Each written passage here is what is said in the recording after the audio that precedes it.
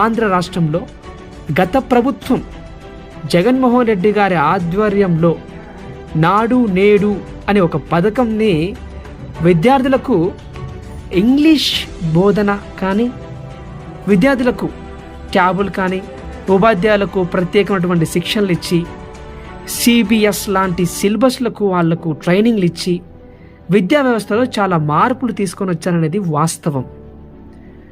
గత ప్రభుత్వాల్లో ఉన్నప్పుడు స్కూల్స్ని గమనించండి, జగన్మోహన్ రెడ్డి గారి టైంలో ఉన్నటువంటి స్కూల్స్ని గమనించండి, చాలా తేడాగా ఉంటుంది. చాలా డెవలప్మెంట్గా కనపడతాయి. చాలా సౌకర్యాలకు ఉన్నటువంటి స్కూల్స్ చాలా ఉన్నాయి. రీమోడలింగ్ చాలా చేశారు, అది వాస్తవం, మనం ఒప్పుకోవాలి. అయితే ప్రతి స్కూల్స్ని చాలా డెవలప్ చేసి అనేది వాస్తవం.